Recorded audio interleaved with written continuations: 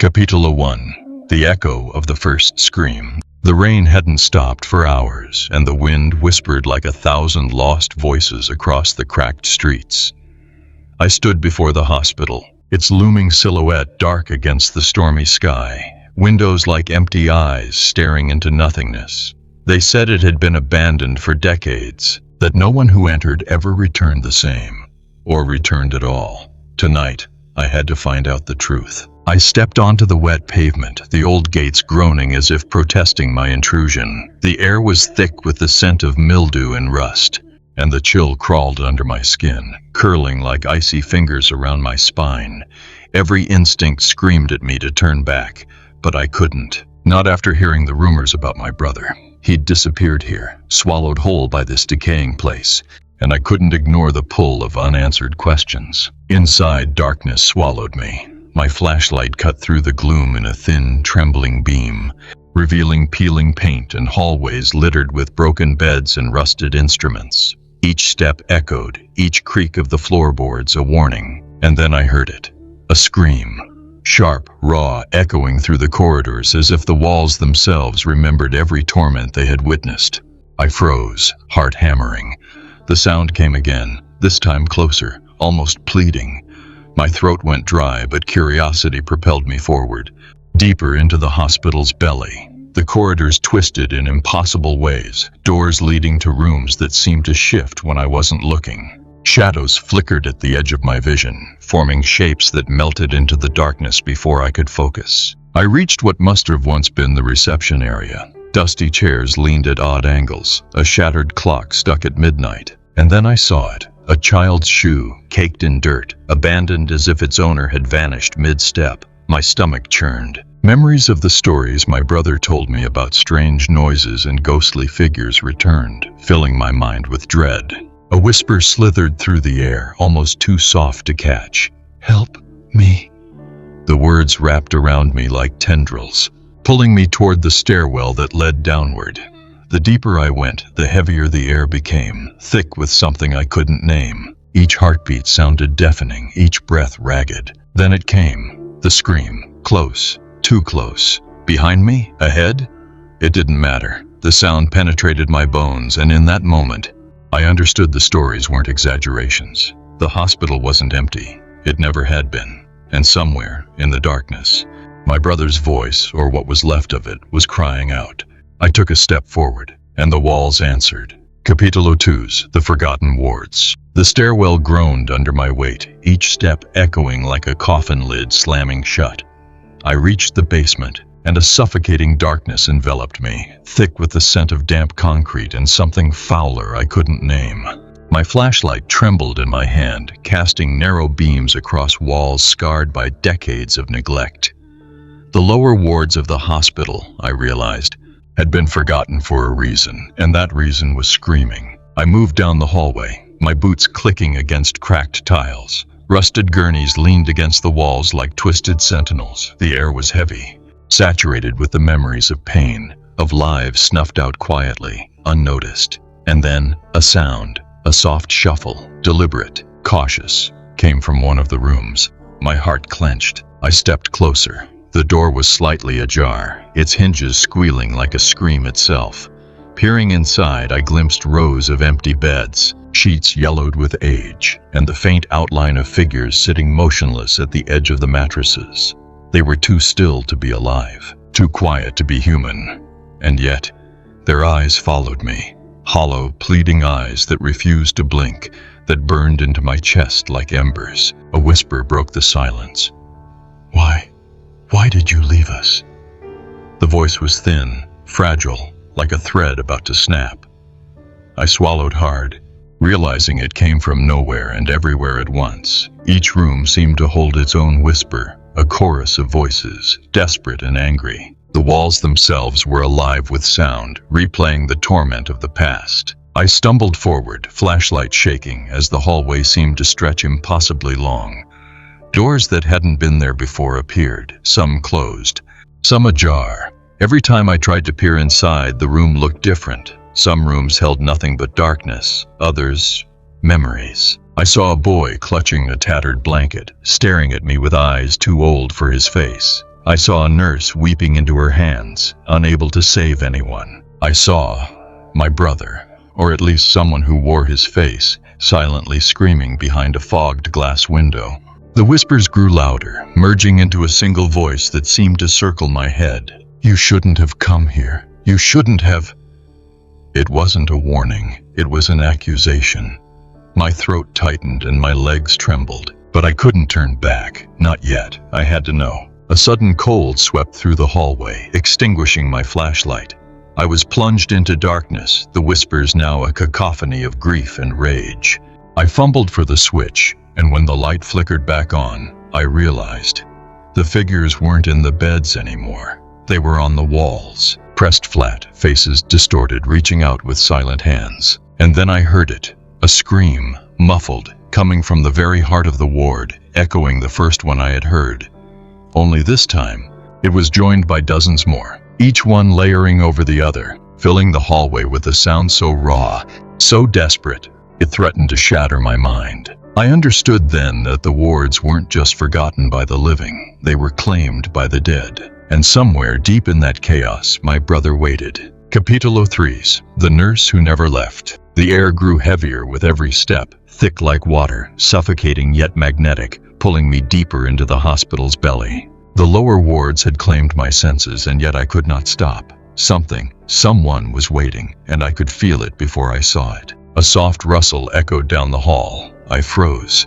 My flashlight quivered in my hands as the sound repeated, deliberate, almost human. I swallowed my fear and followed it, each step a battle against the instinct screaming for me to run.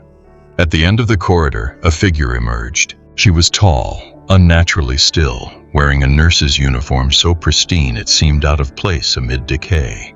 Her face was pale, almost glowing, framed by a dark veil of hair that clung to her cheeks. Her eyes, her eyes, were deep wells of sorrow, and yet there was something else. Something I could not name, a hunger perhaps, or a longing. Are you real?" I whispered. My voice sounded absurdly loud in the silence. She tilted her head, and the faintest curve of a smile brushed her lips. "I never left," she said, her voice soft, melodic, but layered with centuries of grief. "Not really. They asked me to care for them, and I stayed." My heart pounded. Care for whom? I could see no one else in the hall, only shadows stretching like fingers along the cracked walls. She drifted closer, but the light from my flashlight seemed to avoid her, leaving her in a glow that didn't belong to this world. I'm looking for my brother," I stammered. He disappeared here." Her gaze softened, and for a moment, she seemed almost human, almost alive. "Many disappear," she whispered. "They come seeking answers, and they find truths they cannot bear." Her hand hovered in front of my face, a ghostly chill seeping through my skin. "You should leave before it's too late." But I couldn't. Not now. Not when the air itself seemed to pulse with my brother's absence. I pressed forward. "Please, if you know anything, tell me. Please." The nurse's expression flickered, a shadow passing over her sorrowful eyes. "They will not let you leave," she said, voice trembling. "The hospital, it keeps what it wants, and it wants you now." Suddenly the walls groaned, and the shadows surged, swirling around us like a living tide. I felt invisible hands brush my shoulders, tugging, dragging, pulling me into the darkness. My flashlight skidded across the floor, and when I scrambled to retrieve it, she was gone. But I knew she was still there, watching, waiting. The faintest echo of her footsteps followed mine, not in the hall, but in my mind. And then, from deep within the hospital came the scream, a scream I knew, a scream that promised I was no longer alone. I ran, but the corridors twisted around me, the hospital alive and hungry. Somewhere my brother's voice called to me, mingled with hers, mingled with all the others. And I realized the nurse had never left. She was part of this place now, and so perhaps was I. Capítulo 4. The room with no exit. I had been chasing whispers and shadows for hours, though it felt like days. The hospital had become a labyrinth, corridors bending impossibly, ceilings breathing, walls breathing, and then I found it, the door that shouldn't exist. It stood alone, its paint peeled to ash-white flakes, hinges rusted but intact. There was no number, no label, just a yawning rectangle of darkness that seemed to pulse like a heartbeat. I hesitated, every instinct warning me away. But the air around it hummed, beckoning. I pushed the door open. The room swallowed me whole. It was small, barely large enough to stand in, yet it stretched beyond comprehension. The floor vanished into shadows. The ceiling disappeared into darkness, and the walls were not walls at all. They were mirrors. Mirrors reflecting not me, but fragments of memories. Twisted and warped, scenes I had never lived but somehow remembered. I took a step. The mirrors rippled like water. I saw my brother, or someone wearing his face, screaming silently as hands emerged from the glass. Clutching, scratching, begging. I stumbled backward, but the room had no corners, no edges. Every escape I imagined dissolved into more mirrors, more screaming faces. And then I heard it. A voice. Low, guttural, impossible to locate. There is no leaving. There is only staying. Forever. My heart pounded. Each beat a drum of terror. My flashlight flickered, and in that brief darkness, I felt it. Something, someone brushing against my arm. Cold, wet, human, yet not. I swung the light around and she was there. The nurse, her uniform immaculate, her eyes hollow, endless. You can't leave this room, she whispered. No one leaves, not those who enter, not those who hear. Her hand lifted, and the mirrors began to warp violently, faces twisting, screaming in unison, a chorus of agony that pressed against my skull.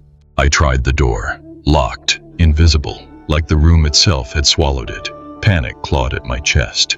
The walls pressed closer, reflections multiplying until I couldn't tell which was real, which was memory, which was nightmare. My brother's voice pierced through the chaos, calling my name, faint, distorted. Alex, help! I ran toward the voice, toward the reflection I thought was him, but the floor shifted, the ceiling descended, and I fell through nothingness, crashing into an echo of the hospital that wasn't quite real. The nurse was above me now, a specter suspended in the air, her lips curling into a sad smile. You wanted to know the truth, she said. The truth is, some screams never end. And then I understood. The room didn't trap bodies. It trapped souls, memories, pain. Every scream, every cry, every plea for mercy that had ever echoed here had become part of the room. And now, I was part of it too, tethered by terror, by curiosity, by the very need to find my brother. I dropped to my knees, chest heaving, and the mirrors rippled once more. Faces pressed close, and I saw him, my brother, eyes wide, mouth open, screaming silently. I reached out, but the mirrors swallowed him, and I was alone. Alone except for the echoes. And the room was waiting. Capítulo 5. Whispers in the operating theater. The operating theater was worse than I imagined. Even from the doorway, the room breathed sorrow. Rusted surgical tables gleamed under a faint, unearthly light that seemed to come from nowhere, and the air smelled of antiseptic long gone sour. Shadows pooled in corners, stretching like black veins across the cracked tiles. I stepped inside, boots echoing hollowly, and the temperature dropped. My breath fogged the air as whispers curled around me, soft at first, like someone speaking behind a thick curtain. Help, please, don't leave me. The voices twisted together, overlapping, each more desperate than the last. The room's horrors revealed themselves slowly. Trays of instruments lay scattered, knives dulled by rust, clamps bent into unnatural angles. Bloodstains, dried decades ago, still shimmered under my flashlight. I could almost hear the screams of patients who had lain here, helpless beneath careless hands, silenced by mistakes that no one had remembered or wanted to remember. Then I saw him, the doctor, or what remained of him.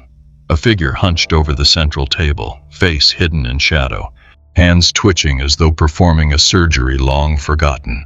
I tried to call out, but my voice caught in my throat. He turned, and beneath the brim of his shadowed face, eyes burned like coals, empty, accusing, filled with a horror that had grown over decades. You shouldn't be here, the voice rasped, echoing off the walls, more than one voice now, overlapping with others. You come to witness, to understand, but you cannot. I stumbled toward the table, drawn to it by something I could not explain. On the metal surface lay a journal, yellowed, edges torn. I opened it, and the words scrawled inside made my stomach twist. They scream. They always scream, and I am helpless. Every life, every mistake, etched in this room.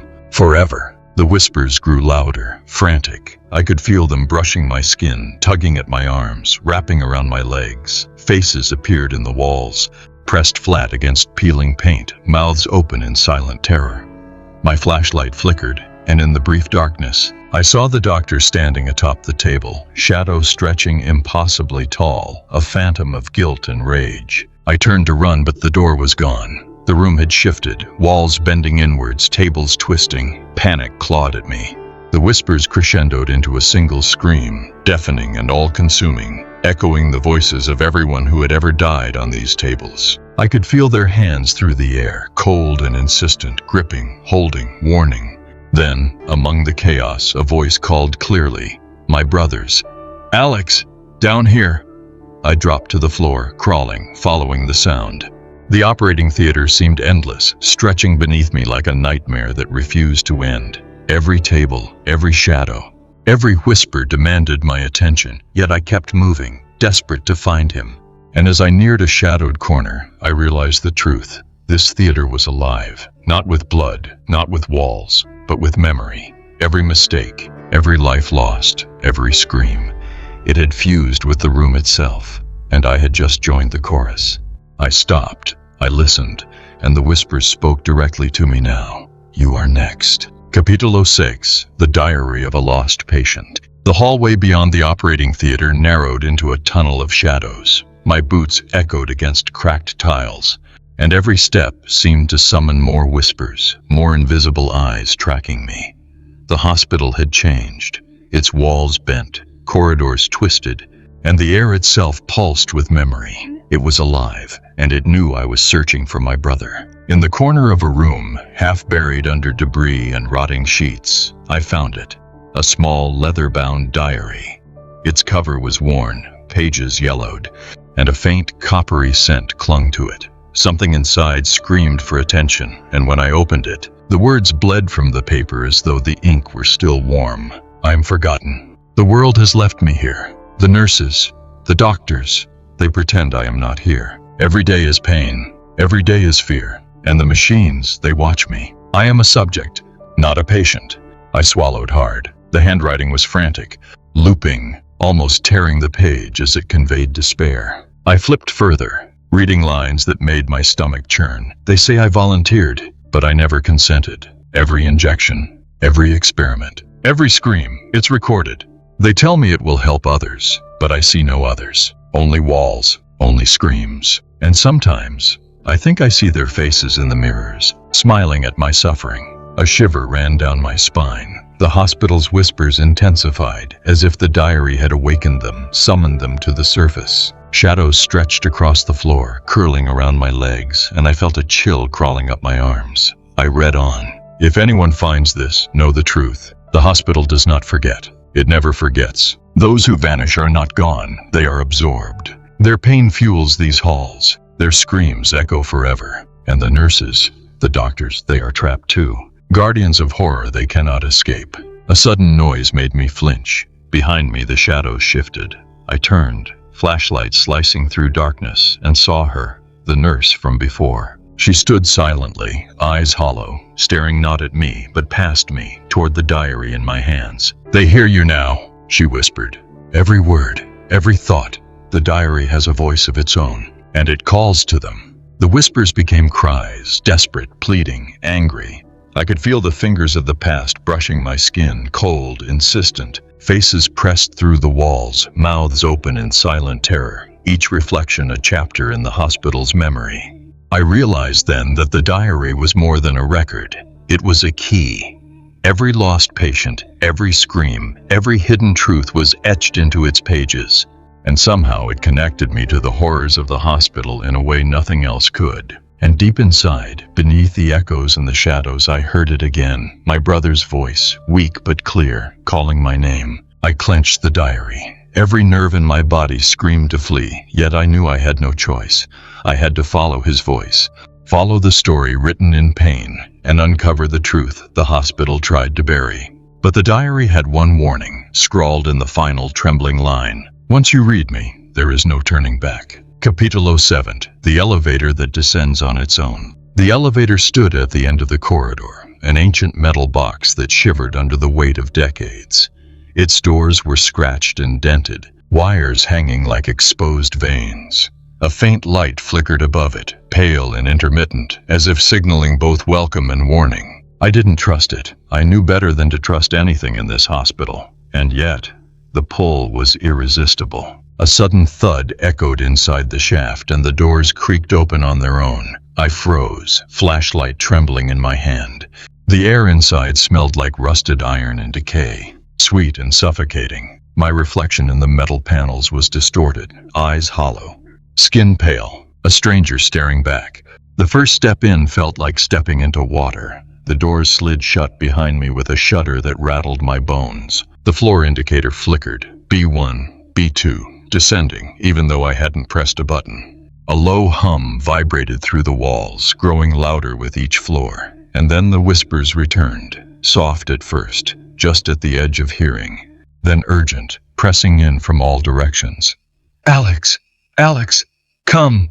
Come! The voice was layered, distorted, sometimes familiar, sometimes not. I gripped the railing, heart hammering. The elevator jolted violently. My stomach lurched as the walls seemed to pulse, bending, folding inward. Reflections in the panels multiplied. Faces of patients long gone, twisted and pale, pressed flat against the glass, screaming silently. I realized the elevator wasn't just moving through floors, it was moving through memories, through screams, through death. A shadow appeared behind me, impossibly tall, stretching beyond the ceiling, its edges flickering like flame. I turned. The nurse. She hovered, uniform pristine, eyes hollow yet watching every inch of me. You shouldn't be here, she whispered, voice soft but laced with ice. The elevator takes all who linger and leaves nothing behind. A sudden crash of metal made me stumble. The elevator stopped mid-floor, doors sliding open to nothing but darkness. I looked down, a shaft that plunged into infinity, black and endless. Something moved at the bottom, a figure calling, beckoning. My brother? Or just another echo? I couldn't tell. The elevator shuddered again, walls warped, twisting into corridors I had never seen. Whispers became screams. I was trapped between floors, between moments, between life and memory. Each jolt of the elevator dragged me closer to the abyss, closer to whatever waited at the bottom of the shaft. Then, as if in answer to my silent plea, a faint light appeared at the far end. My brother's face, pale and fearful, flickering like a candle flame. I stepped forward. The elevator surged downward, faster, dragging me toward him. And I realized, with a chill that froze my blood, the elevator didn't just move through space, it moved through time. Through the horrors the hospital had swallowed, through screams that would never end. I had no choice but to descend. The doors closed, and the hospital's whispers welcomed me. Capítulo 8. Shadows that move against the wall. The hallway seemed endless, stretching into a darkness that wasn't just the absence of light, but something alive, breathing, waiting. The elevator had delivered me to a floor that shouldn't exist, or perhaps one I had forgotten. My boots echoed hollowly on the cracked tiles, but the sound was drowned beneath another noise, subtler yet more insistent. Movement. Shadows crawling along the walls, moving independently of any light source. At first I thought it was my imagination. The hospital had played tricks on me before, but then one of the shadows leaned closer, stretching impossibly, forming shapes that resembled figures, faces pressed into the peeling paint, their mouths open in silent screams. My flashlight flickered. I froze. The shadows shifted, writhing like water. They moved against the walls in ways that defied physics, slipping through corners, creeping over ceilings. I could feel their gaze on me, cold, accusing, as though every darkened surface had absorbed decades of pain and now sought to punish any intruder. A whisper curled through the air, soft, malevolent. You see us. You see what we endured. And now you cannot leave. My pulse quickened. The voice was layered, overlapping with dozens of others, each carrying fragments of agony. The shadows thickened, merging into a single, moving entity that slithered toward me. I backed up, heart hammering, until I collided with a wall that wasn't a wall. The shadows slid past, like smoke through fingers, and I realized the very hospital had become fluid, its architecture obeying a logic I could not comprehend. Faces appeared within the darkness, children, patients, nurses, doctors, each frozen in torment, eyes wide, mouths screaming silently. Then I saw her, the nurse, her eyes hollow, her expression unreadable. She lifted a hand, and the shadows recoiled slightly, but not in fear. In obedience. They do not forgive, she whispered. Not for intrusion, not for curiosity, not even for love. Every hallway, every wall remembers, every scream lingers. A sudden chill enveloped me. The shadows surged closer, pressing against my body without touching, bending the air, twisting my perception. I felt myself slipping, as if the walls themselves wanted me absorbed, rewritten into their endless tapestry of memory. My brother's voice called from the darkness, faint but insistent. "Alex, follow me." I ran. The shadows reacted instantly, chasing, clawing at the edges of my vision, elongating, stretching, blocking exits that weren't there to begin with. Hallways turned back on themselves. Doors became walls. Walls became mirrors reflecting faces I didn't recognize but felt intimately. Every corner promised safety and delivered terror. I stumbled into a room at the end of the corridor. The shadows pressed against the doorway, writhing, whispering, screaming, and then paused. Silence fell, almost tangible. And in that moment, I glimpsed my brother, pale and terrified, pressed against the far wall. His eyes locked on mine, and I knew I had to move forward. The shadows shifted once more, forming a path, a corridor lined with darkness and whispers, leading me deeper into the hospital's unending heart. And I understood in that instant that the walls were not just watching, they were alive, and they were hungry. Capítulo 9, The Doctor Who Screamed. I entered a ward unlike any I had seen before. The air was thick, almost liquid, clinging to my skin, heavy with the scent of antiseptic, rust, and something far fouler, something alive. The walls pulsed faintly, and I realized the whispers had stopped. Silence had its own weight here, suffocating and expectant. Then I saw him, the doctor, or what remained of him. He was slumped over an examination table in the center of the room, his body unnaturally rigid, as though frozen mid-motion. Yet every inch of him radiated movement, tiny twitches, jerks, as if unseen strings controlled him. His head lifted slowly, and the first thing I noticed were his eyes, empty, hollowed out by decades of unspeakable guilt. A scream tore from his throat before he even opened his mouth, a scream that was not just sound, but a living thing. It filled the room, curling around the walls, coiling around my ribs, burrowing into my brain. I staggered back, chest heaving, and the scream grew louder, layering over itself, becoming dozens, hundreds of screams, each one a story of pain and terror. I didn't mean to. The voice trembled, echoing, pleading, angry. He lifted his arms, and suddenly the shadows in the room writhed violently, drawn to him like moths to flame. Faces of patients pressed through the walls, mouths open, eyes wide, silent witnesses to horrors long forgotten. I realized then what the hospital had become, a living archive of suffering. Every scream, every tear, every death was etched into its bones. And this doctor, he was both prisoner and instrument, the first to fall, and now the eternal scream that nourished the building's hunger. I forced myself to step closer. "What happened here?" I asked, voice shaking. His head jerked, impossibly fast, toward me. "Curiosity leads to screams," he gasped. Each word ripped the air, each syllable a blade. "We thought we could help, but the screams, they remembered everything." His hands, twisted and pale, reached toward me, not in threat but in warning. The room pulsed with intensity. Lights flickered, shadows spiraled, and the doctor's scream became unbearable, resonating through my bones. I could feel decades of pain, the anguish of countless patients, compressing the air, and I understood. The hospital did not forgive. It did not forget. It merely preserved its horrors, and anyone who entered became part of the chorus. I backed toward the door, and the doctor's head snapped to follow me, eyes locking on mine. "Do not leave unfinished." His words dragged behind him like chains. I stumbled, turning, and the shadows seemed to reach for me, urging me onward. Then, at the far end of the room, a faint glimmer of light, a passage, a corridor I hadn't seen before.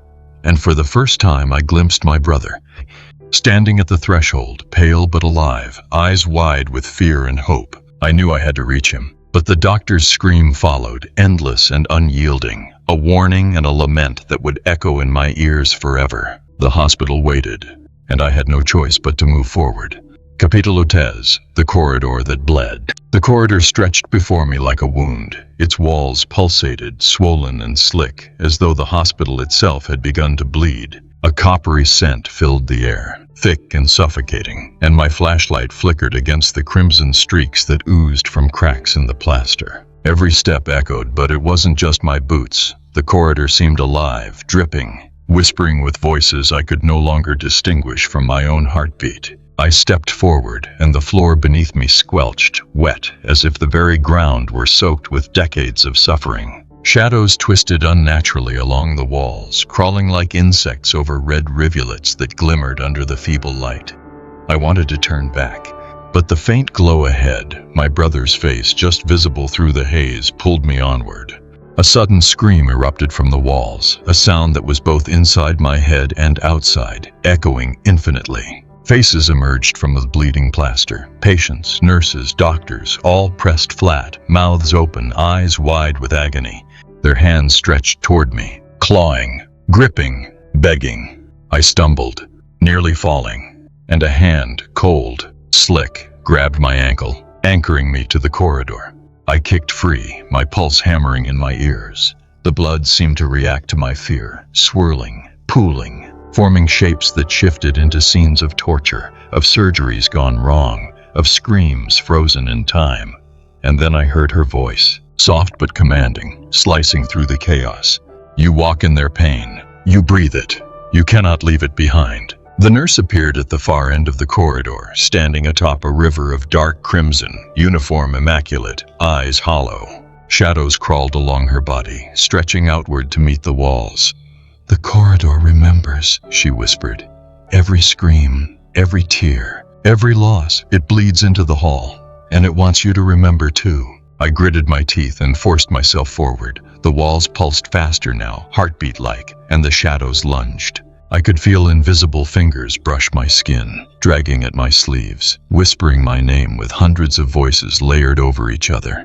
The air grew hotter, heavier, thick with the weight of agony. And then I saw him, my brother, pressed against a wall that seemed to shift like liquid, eyes wide, trembling. I ran to him, ignoring the screams that clawed at my mind. The blood on the walls surged, forming a barrier that rose and fell with the rhythm of the hospital's heartbeat, yet I pressed forward, finally reaching him.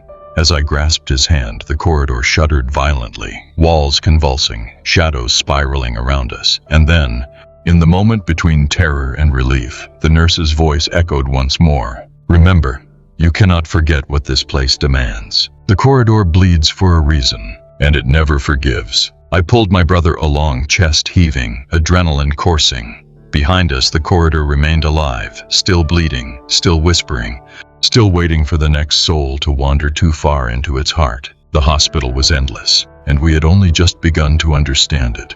Capítulo 11, the room full of eyes. I reached a door unlike any I had seen before. It was small, unassuming, with peeling paint and a rusted handle, but something about it made my stomach twist.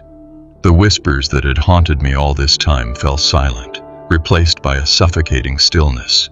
I hesitated, hand trembling over the knob. Something inside urged me not to enter, yet the faint glow behind the door, the light of my brother's face, compelled me forward. I turned the handle, and the door swung open without resistance, revealing a room that made my blood run cold. The walls were lined with eyes, hundreds, no, thousands of eyes, embedded into the plaster, staring, each one alive, blinking independently, following me as I stepped inside.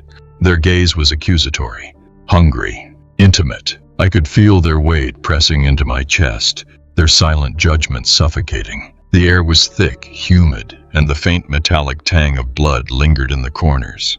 I whispered my brother's name, and the eyes all shifted toward a far wall, revealing him pressed against a shadowed corner. His face was pale, eyes wide with terror, hands trembling as if trying to cover himself from the gaze of the room. I moved toward him, but the eyes didn't blink. They widened, unblinking, unyielding, and I realized they weren't just watching me. They were recording me, judging me, feeding off my fear. Every step I took made them squirm, twitch, some of them following me across the floor, crawling like insects.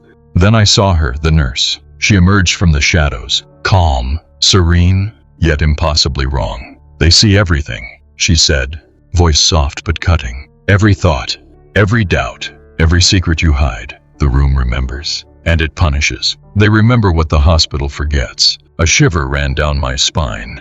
The eyes blinked faster, hundreds of them moving in synchronized pulses as though breathing.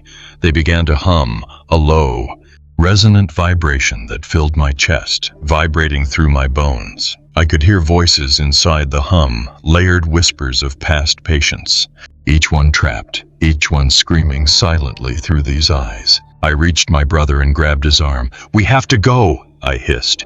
But the room had other plans. The walls seemed to stretch, the eyes leaning closer, following our every move. Shadows crept from the corners, intertwining with the gaze of the eyes, dragging at us, whispering, "Stay, stay, stay." The nurse stepped aside, and a faint corridor appeared at the far end. I pulled my brother toward it, ignoring the invisible hands that tried to anchor us. The eyes blinked once, a collective stare that burned into my memory, promising retribution, promising that our intrusion would not be forgiven. As we fled the room, the whispers swirled around me, layered, relentless. The last thing I saw before the door closed behind us was the nurse's pale smile and the eyes, unblinking, always watching. We had escaped, but the room had etched itself into our minds, and I knew we would never be free of its gaze. The hospital was not done with us yet. Capitolo Tozzi, the stairwell to nowhere. The stairwell yawned before us, dark and endless, its metal railing rusted through, each step groaning under the weight of memories it had absorbed over decades. I hesitated at the threshold, flashlight quivering in my hand. The whispers that had haunted me all these nights swirled louder here, more insistent, more alive. My brother's hand gripped mine, pale and shaking. "Alex, do you think this leads to him?" His voice was tight with fear. I swallowed, nodding. Though doubt clawed at my mind, the hospital was a labyrinth, and this stairwell, it was a trap disguised as a path. We stepped onto the first stair. It shuddered beneath our weight, metal groaning, rust flaking into the shadows. Each step we took seemed to stretch farther, the stairwell descending deeper than logic allowed, vanishing into darkness so complete that it swallowed our flashlight's beam like a living thing. Then the walls spoke. Not whispers, not echoes, words, clear and commanding, etched into the air around us. "You cannot leave. You cannot ascend. You belong to the hospital now." Shadows swirled along the stairwell, stretching upward, downward, tangling around the railing, reaching for us with fingers of darkness that burned cold through our gloves and skin. I pressed forward, heart hammering, mind screaming for escape. Behind us, the faint sound of footsteps echoed, though no one followed. The stairwell itself seemed alive, bending, folding, turning us in impossible directions. Every step descended deeper into despair, and yet, ahead, a faint light flickered. My brother's eyes widened, hope momentarily piercing the fear. A sudden jolt threw us to the stairs. The railing became slick as though coated in blood, and the walls rippled like water. Faces appeared in this darkness. Patients, doctors, nurses, all screaming silently, eyes wide, reaching toward us with longing and accusation. One shadow broke from the wall, tall and twisted, and lunged. I pushed my brother aside just in time, feeling the air itself claw at my arm. Then she appeared, the nurse. Calm, poised, yet impossibly wrong. Her eyes hollow, her expression unreadable. "The stairwell takes those who search," she said softly, voice resonating with the building's heartbeat. "It folds reality, devours memory, and feeds on hope. Keep moving, or you will be absorbed." We scrambled upward, every step a struggle against gravity and logic, the stairwell twisting beneath our feet, a spiral with no end. Shadows danced, reaching, whispering, pulling at our minds, promising death, despair, and eternal entrapment. Finally, At the far end, a faint, steady glow marked the next floor. I grabbed my brother, dragging him forward. The stairwell's walls pulsed one last time, a heartbeat of anger and hunger before the darkness receded slightly, allowing us to step onto solid ground. We were safe for now, but as the doors to the next corridor closed behind us, I felt it in my bones. The stairwell had not let us go. It had only postponed its claim. The hospital's labyrinth was far from finished with us. Capítulo 30, the room of whispering shadows. The door to the room was unremarkable, yet an aura of dread clung to it, thick as the shadows within. My brother clutched my arm, trembling. "Alex, do we have to?" His whisper was barely audible, lost in the oppressive silence that seemed to throb with life. I nodded, though my stomach twisted. The hospital had been building up to this, a crescendo of terror that pulled us forward, toward the unknown. I pushed the door open. The shadows waited. Not for me, not for him. They waited for everything. They shifted and slithered across the walls like living ink, thick and black, pooling at the edges of the room, curling around corners, whispering secrets no human should hear. Their voices were layered, overlapping, some pleading, some screaming, some laughing softly at the futility of our intrusion. "Alex, they're alive," my brother gasped, stepping back. I forced my shaking legs forward. The room's air was suffocating, thick with the metallic tang of old blood and decay. Every shadow turned toward us, twisting, forming shapes that resembled faces I couldn't recognize yet felt intimately familiar. The whispers were coherent now, calling my name, speaking of pain and betrayal, of promises broken decades ago. Then I saw her, the nurse. She stood in the center, motionless yet impossibly present, uniform spotless, eyes hollow. "You seek truth," she said, voice soft yet cutting. "But truth here is alive. It remembers everything, every patient, every scream, every failure, and it whispers, always whispers." A shadow surged from the walls, forming a tall figure, twisting, faceless, arms stretching impossibly long. It lunged. I stumbled backward, dragging my brother with me. The whispers became a roar, a cacophony of voices layering over each other, pressing against my skull, demanding attention, demanding penance. I realized then that the shadows were not just specters. They were the echoes of pain, memory given form. Every scream from the hospital's past had fused into them, feeding them, shaping them, giving them sentience. And now they were curious, studying us, weighing us, learning our fear. I reached out to my brother, pulling him toward the far corner where a faint light flickered, an exit, or perhaps a promise of one. The nurse raised a hand, and the shadows paused, recoiling slightly, but not in fear. Obedience. "The room shows itself to those who listen," she said. "It will tell its stories, but beware. Listening too long will claim you." Step by step we navigated the room, shadows twisting around us like ink in water, whispering secrets, pleas, confessions. Faces appeared in the darkness, patients, doctors, nurses, all trapped within memory and shadow. Each step we took was a negotiation, a delicate balance between survival and the pull of the whispers. Finally we reached the far door. The shadows recoiled one last time, whispers fading to hissing, and I forced the door open. Light flooded in, not bright, but enough to feel solid ground beneath our feet. We were outside. Yet the room's whispers lingered, echoing in my mind. The hospital's memory was patient, relentless, and we were only just beginning to understand its hunger. The shadows waited, always waiting. Capítulo 14, the morgue that breathes. The air grew colder as we approached the morgue. The corridor leading to it seemed to constrict, shadows twisting tighter around the walls, whispering our names with voices that were at once familiar and alien. Each step echoed like a drumbeat, synchronized with the faint, wet breathing that came from behind the heavy rusted doors. I pushed the doors open. The hinges groaned like tortured souls, releasing a fog that clung to our skin, curling around our limbs like living smoke. The room beyond was vast, sterile, yet impossibly alive. Metal tables lined the floor, and on each lay the remnants of humanity, pale, cold, motionless, or so it seemed. A soft, rhythmic hiss filled the room. At first I thought it was the ventilation or my own rapid breathing. Then I realized the bodies were moving. Not like the walking dead, but subtly, almost imperceptibly. A finger twitched, an eyelid flickered, a chest rose slightly, synchronized with a breath that did not belong to the living. My brother's hand gripped mine, white-knuckled. "Alex, they're alive." I swallowed hard. The morgue was not dead. It was breathing. Each cadaver exhaled in unison, a low, wet hiss that filled the room with anticipation. Shadows pooled in corners, stretching toward the tables, caressing the bodies, whispering secrets long buried.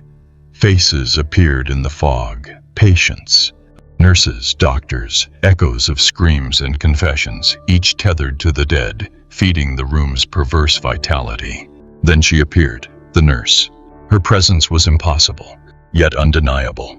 Eyes hollow, uniform pristine, standing atop a table like a sentinel over the dead. "The morgue remembers what the hospital tries to forget," she said, voice soft but resonant. "Every life, every scream, every end, it breathes here. And it does not forgive." A sudden movement caught my eye. One body sat upright, slowly turning its head, eyes open, reflecting both fear and recognition. Another rose, crawling from the table, its mouth opening in a silent scream. The rhythm of the breathing quickened, a chorus of the departed exhaling in unison, filling the room with a living pulse that pressed against my chest. I grabbed my brother, pulling him toward the far door. Shadows reached for us, intertwining with the forms of the dead, stretching, tugging, whispering. "You cannot leave unfinished," hissed the nurse, voice layered with hundreds of whispers. "Every witness becomes part of the morgue. Every scream joins the rhythm." We staggered forward, each step a struggle against the living dead and their breathing chorus. I could feel decades of pain, terror, and anguish pressing into my skin, infiltrating my mind. The morgue was alive. It was sentient. It fed on fear, on observation, on the desperate desire to survive. Finally, we burst through the far door, leaving the breathing room behind. The cold fog clung to us a moment longer before dissipating, and I realized escaping the morgue did not free us. Its breath lingered in our lungs, in our ears, in our very consciousness. The hospital was infinite, and its appetite was far from satisfied. Capitolo Quinze, the Chapel of Screaming Saints. The chapel loomed ahead, its doors towering, blackened, as though the building itself had exhaled centuries of sorrow to shape them. A faint glow leaked from the cracks, a sickly golden light that promised both revelation and torment. My brother's hand trembled in mine, his eyes wide, reflecting the flickering shadows that seemed to sway in rhythm with the chapel's heartbeat. I pushed the doors open. They creaked like tortured souls, and the air inside was thick with incense and decay, sweet and cloying, clinging to our lungs. The pews were intact, yet warped, twisted as if the screams of centuries had bent the wood into grotesque shapes. At the altar, statues of saints knelt, heads thrown back, mouths open in eternal screams. Eyes carved with meticulous precision stared at us, burning with accusation and fury. The whispers erupted into a chorus, layered and unrelenting. "You dare enter, you dare witness, you will not leave untouched." Shadows pooled in the corners, crawling along the floor, licking the edges of the pews, intertwining with the statues, merging stone and darkness. Then she appeared, the nurse, her uniform immaculate against the chapel's decay. "The saints here remember," she said softly, voice reverberating in the space. "Every prayer unanswered, every plea ignored, every sin confessed. They hold it all, and they scream for justice." A sudden movement caught my eye. One of the statues shifted, head tilting toward me, mouth widening in a silent, horrifying howl. Then another, until all of them, dozens of saints, screamed in unison, a sound that pierced my skull, rattled my bones, and seared itself into my memory. The shadows danced in the golden haze, twisting around the statues, amplifying the anguish, feeding on our fear. My brother clutched my arm. "Alex, we have to—" I didn't answer. I was frozen, paralyzed by the intensity of their gaze. Every statue's eyes were alive, burning, accusing, aware. I could feel centuries of torment pressing into my consciousness, each scream a thread weaving into the fabric of the hospital's sentience. The altar itself pulsed, and the whispers became chants, layered, relentless, shaping the air into a tangible, almost viscous form. I grabbed my brother, dragging him toward the far door, ignoring the shadow's claws scraping at our sleeves, ignoring the statue's silent wails that now felt like nails scratching at our skulls. The altar seemed to pulse in rage, the saints' screams following us, searing the chapel's horror into our minds. Finally, we burst through the doors, collapsing onto the cold stone floor of the corridor beyond. The chapel's golden light flickered one last time before dimming, but the echoes of the screaming saints lingered, a reminder that the hospital's horrors were infinite, relentless, and patient. We had survived for now, but I knew, deep in my bones, that the chapel, like the hospital itself, had only shown us a fraction of its cruelty. The screams would follow us, and the saints would not forgive. Capítulo 16, the Hall of Endless Mirrors. The corridor opened into a room that defied reason. Mirrors lined every wall, floor, and ceiling, reflecting not just our images, but distorted, twisted versions of ourselves. Each reflection moved independently, sneering, screaming, and clawing at the glass as if desperate to escape. The room smelled faintly of decay, metal, and fear, each breath tasting like iron and smoke. My brother's hand shook in mine. "Alex, this isn't real." I swallowed hard, trying to convince myself, but the reflections disagreed. They leered at us, whispering our secrets, mocking our hesitations, twisting our movements into grotesque parodies. Every step we took multiplied the illusions, and the hallway seemed infinite. An endless labyrinth of reflections, each one alive, each one sentient. Then I noticed the shadows. They didn't just crawl along the walls, they moved behind the mirrors, pressing their shapes against the glass. Their whispers magnified, layered, omnipresent. "You cannot leave, you cannot hide, you cannot forget." The chorus echoed infinitely, pressing into my skull like a vice. One mirror reflected my brother differently. His face was pale, eyes hollow, mouth open in a silent scream that I could feel vibrating through the glass.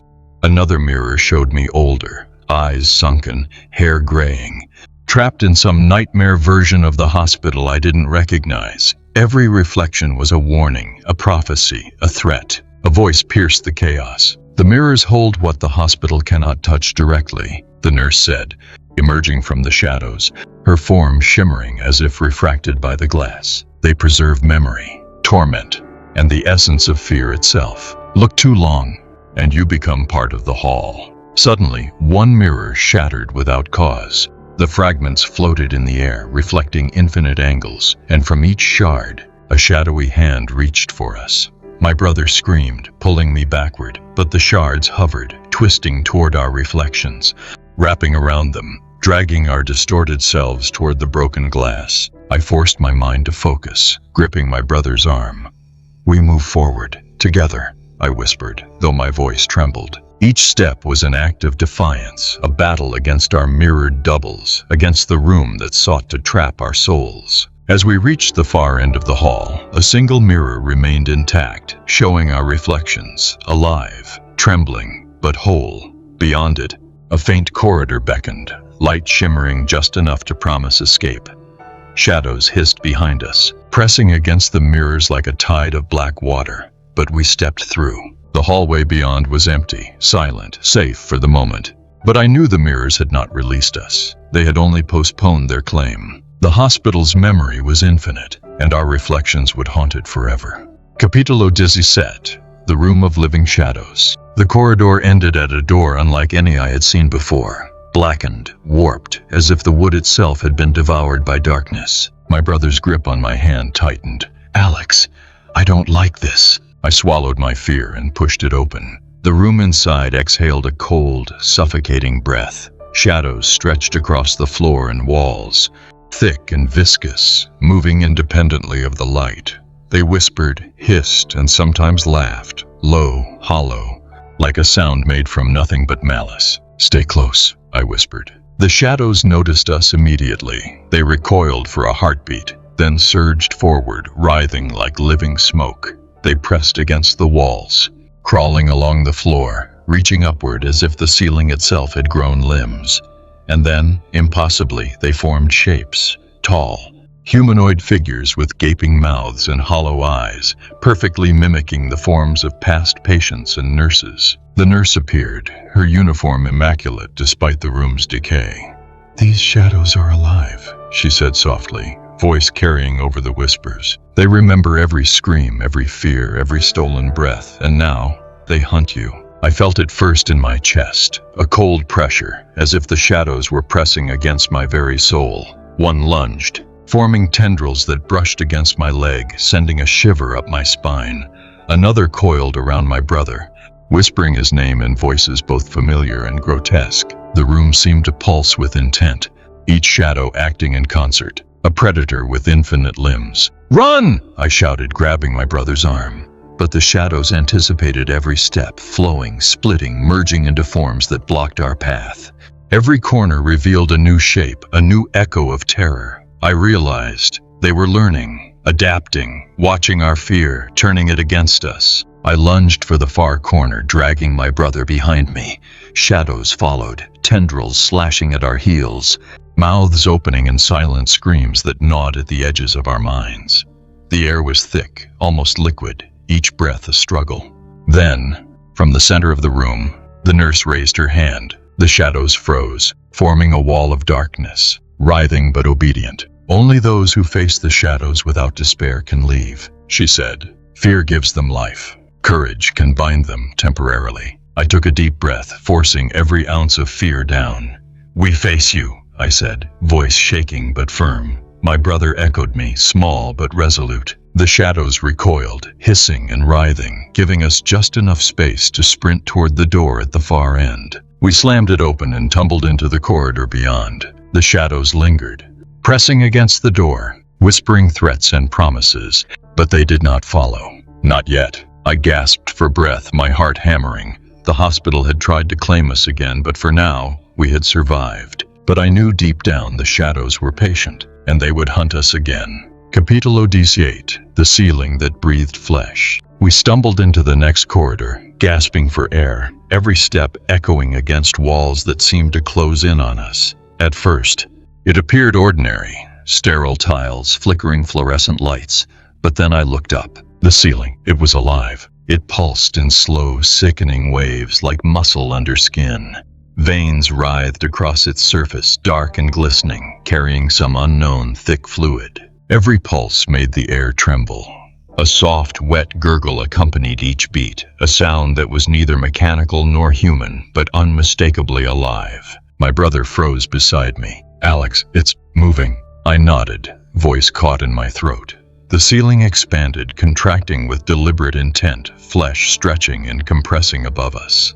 Tiny, writhing shapes, hands, faces, fingers, pressed against the surface, reaching downward, dripping with something that smelled of iron and rot. Every pulse made me feel it in my chest, a pressure that was not entirely physical but mental, seeping into my bones. Then she appeared, the nurse, her form flickering as if refracted by the pulsing flesh above. "The hospital consumes what it cannot kill," she said softly, voice reverberating through the corridor. "The ceiling remembers every pain, every fear, and it hungers for yours." A sudden lurch sent me stumbling backward. One of the faces in the ceiling shifted, peering down at us with hollow eyes. Its mouth opened impossibly wide, and a wet, guttural hiss filled the corridor. Shadows spilled from the edges of the ceiling, crawling along the walls, coiling around our legs, whispering our secrets, twisting them into shapes of terror. I grabbed my brother, dragging him forward, but the corridor stretched unnaturally, each step longer than the last. The ceiling contracted with each heartbeat, pressing downward, stretching closer, as if it wanted to swallow us whole. The faces above multiplied, hundreds of them, mouths gaping, eyes locked onto our every move, pulsing with anticipation. "Keep moving!" I shouted, adrenaline slicing through the fear. Each step was a battle against gravity and logic. The flesh above flexed, reaching down with tendrils of wet, writhing material, brushing against our shoulders, our heads. Each touch burned, leaving marks that seared our memory, etching the horror into our minds. Finally, at the far end, a flicker of light beckoned. I lunged, dragging my brother behind me. The ceiling's pulse quickened in fury, veins snapping, shadows lunging, but we burst through the doorway into a stable corridor beyond. We collapsed, gasping, drenched in sweat, hearts hammering. The ceiling's gurgling hiss faded, but the smell lingered, a reminder that the hospital's hunger was patient and persistent. We had survived again. But I knew the flesh above would not forget us, and it would reach for us again. Capítulo 19, the room that ate light. The corridor ended abruptly at a door that seemed to absorb the dim light from our flashlights. My brother's hand shook in mine. Alex, it's black. It's like nothing exists behind it. I nodded grimly, taking a deep breath. The whispers had followed us this far, layered, relentless yet silent behind the heavy door. Something beyond it was alive, waiting. I pushed the door open. Darkness poured out like a living thing, swallowing the corridor behind us. The room inside was vast, but impossible to measure. Light from our flashlights vanished instantly, evaporating into absolute black. Shadows weren't shadows here. They were absence itself. And every step we took made the darkness pulse, ripple, react to our presence. The smell hit first, sulfur and decay, mingled with iron and rot. Then the sounds, soft at first, then growing, a low hum vibrating through the floor, walls and air resonating directly in my skull. Something was feeding, watching, learning. I felt movement against my leg. A tendril of darkness coiled around my ankle, cold and tangible. I yanked it free, heart hammering. The room responded, swallowing the light, contracting, becoming smaller, tighter, suffocating. Alex, my brother's voice quivered. We shouldn't be here. I swallowed. We have to. This is where it ends, or begins. I don't know. The nurse appeared, impossibly still, eyes hollow. This room devours hope, she said, voice echoing in the infinite dark. It feeds on light, on life, on fear. Those who linger become part of it, forever. I swung my flashlight wildly. The beam vanished instantly, leaving only blackness. Shapes formed in the absence, indistinct, shifting, writhing. But I could feel them studying us, circling, whispering in voices made of static and screams. Faces emerged from the dark, fleeting and impossible to focus on, mouths opening and closing, forming words we could feel but not hear. A shadow lunged at my brother, thick, oppressive, tendrils wrapping around him. I grabbed his hand, pulling with every ounce of strength. "Run!" I shouted. We bolted toward the far end of the room, but every step was a battle. The darkness resisted, pressing against our legs, twisting the floor beneath us, stretching the space into impossibility. Finally, a faint glow appeared, a door, slightly ajar. We dove through it, collapsing on the cold tiles beyond. The darkness roared behind us, a soundless, hungry scream that burned in our minds. We were safe for the moment, but I knew the room would wait. It would grow hungrier, and it would devour the next light that dared enter.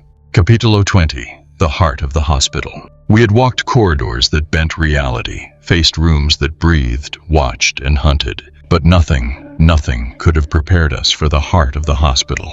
The final door loomed ahead, enormous, carved with symbols that pulsed faintly in the darkness. My brother clutched my hand, white-knuckled, fear carved into every line of his face. "Alex, is this it?" I nodded, swallowing the knot of terror in my throat. Beyond this door was the truth, the source of the whispers, the shadows, the screams, the pulse of the building itself. I pushed it open. The room stretched beyond comprehension, impossibly vast, bathed in a dim, sickly glow. At its center was a mass, a writhing, pulsating organ of flesh and darkness, veins stretching into the walls and ceiling, pumping with a rhythm that matched the hospital's heartbeat. Shadows clung to it, feeding, screaming, whispering, alive with memory. This was the heart. The nurse emerged, her face expressionless, eyes hollow. "This is what remains," she said softly. "Every scream ever uttered, every fear, every life the hospital could not save. It all gathers here, and it hungers." The shadows detached from the walls, rushing toward us like water. Faces appeared in the darkness of the heart itself. Patients, doctors, nurses, eyes pleading, screaming, accusing. The whispers became a roar, 1,000 voices layered over each other, pounding against my skull. My brother grabbed me, trembling. We can't fight this." I shook my head. "We survive, or we become part of it." We ran. Each step was agony, the floor pulsating beneath our feet, the walls twisting, trying to contain us. The heart pulsed faster, shadows stretching, writhing, lunging. Every pulse sent waves of horror crashing into us, memories of decades of pain, screams, and despair searing into our minds. Then I saw it, the exit, a faint slit of light on the far wall, almost impossibly small, yet real. I grabbed my brother, sprinting with everything we had. Shadows lashed at us, tendrils of darkness slamming into our backs, threatening to drag us into the heart. The whispers reached a crescendo, a deafening, mind-shattering chorus. With one final leap, we crossed the threshold, tumbling into the corridor beyond. The heart throbbed behind us, slow now, patient, aware that it had been defied. For the moment, we collapsed, gasping, drenched in sweat, trembling. The hospital was silent, or at least quieter, but I could feel its presence, pulsing just beyond the walls, patient, eternal. We had survived, somehow, but I knew deep down the hospital's heart still beat. It remembered, it waited, and someday it would hunger again. Epilogue echoes beyond the walls. Weeks had passed since we escaped the heart of the hospital. Yet the memories clung to me like shadows refusing to fade. My brother and I returned to the world. But the world felt thinner, quieter, as if the hospital had siphoned its essence while we slept. Every creak, every flicker of light, every whisper of wind carried echoes of that place. Sleep offered no refuge. In the darkness of my room, shadows twisted just beyond my vision, stretching and curling, whispering names, secrets, screams. I would wake in the night to the sound of distant footsteps, or the faint metallic tang of blood, and realize the hospital had followed us. Not physically, but in memory, in reach, in hunger. Sometimes I thought I saw it, reflected in the windows at night. A corridor that shouldn't exist. Walls pulsating like flesh. A shadow moving just out of focus.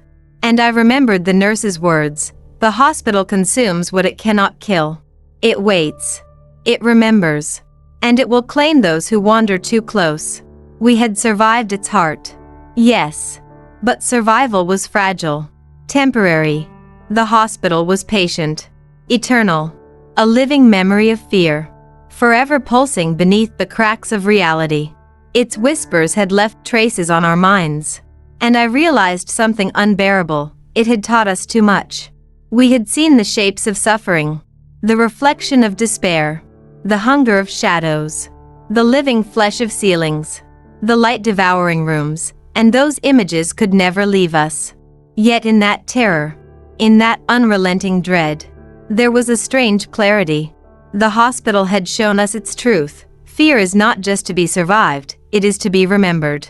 Its walls, its shadows, its heart, they were history, caution, and prophecy rolled into one. We could leave. Physically, yes, but the hospital lingered. In reflections, in darkness, in every scream we had heard and every step we had taken. It followed us, quietly, patiently, a heartbeat beneath our own. And I knew, one day, someone else would enter its doors, drawn by curiosity, desperation, or misfortune. The hospital would welcome them. And the whispers, the shadows, the screams, they would rise again. Hungry, eternal, unstoppable. We survived. But the story was far from over. The abandoned hospital still hears. And it is still listening.